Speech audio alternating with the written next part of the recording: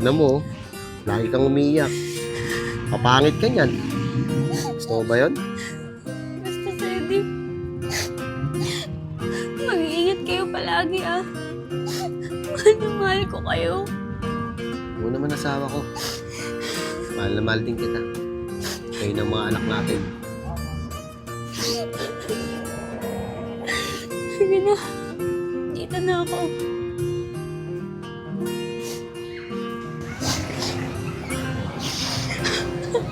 Kuya, tara na po.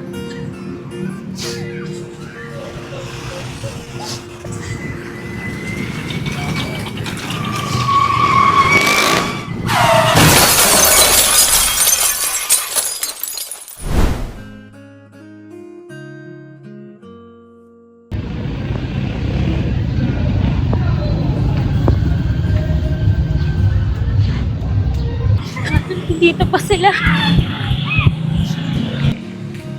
Wala na sila rito. Sana nandun na sila sa bahay nila.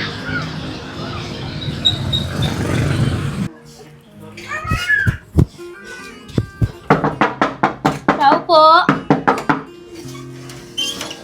Kuya, dito po ba nakatira si Sedi Bangolan at merong 2 anak?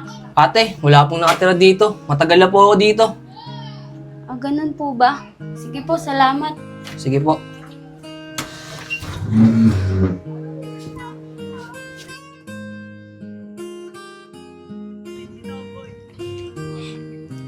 Naitay. Pasensya na po kayo, ah. Kung ngayon ko lang kayo nadalaw. Alam niyo po ba? Nagkaroon ako ng isang magandang panaginip. At sa panaginip na yon, natuto akong magmahal, tumulong sa kapwa, at maging mabuting tao. Pasensya na nga po pala kayo, ah, kung naging ganito yung ugali ko. Siguro, nangungulila lang ako sa pagmamahal ng magulang. Pero simula ngayon, babaguhin ko na yung ugali ko.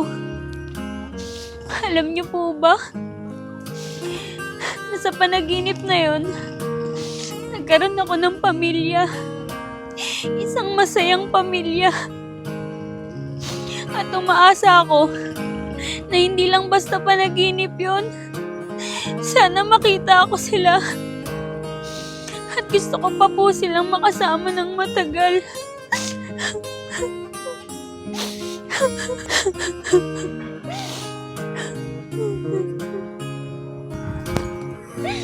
Pero kung sakaling hindi ko na sila makita, siguro nga isang magandang panaginip lang yun para matuto ako at magbago ako. O paano, Naitay? Dito na po Tay, ako. hintayin mo naman ako! Chari? Tay! Si tatay, ang bilis maglakad eh. Baka kasi umulan eh. Kaya nga nagmamadali ako eh. Tara na. Sedi! Chari! Nasaan si Liam? Bakit hindi niyo kasama? Eh miss, paano mo naman kami naalala? Chari, kilala mo ba siya? Hindi nga po, tay eh.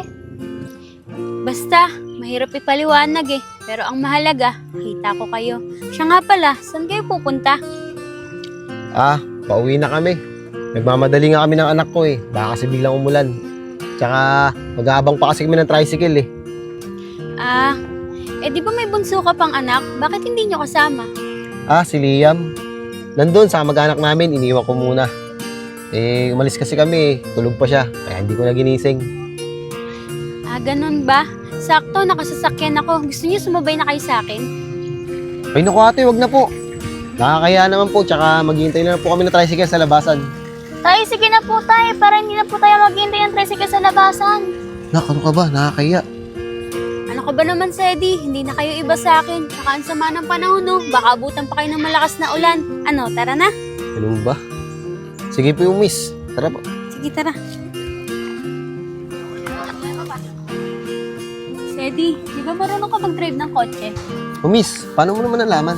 Basta, mahabang kwento. O ito, Susi, ikaw na mag-drive ng kotse ko. O sige miss, kasi pinasakay mo naman kami ng anak ko. Ako na magdadrive para makabawi po ako sa inyo. Sige, tara. Tara, Cherry.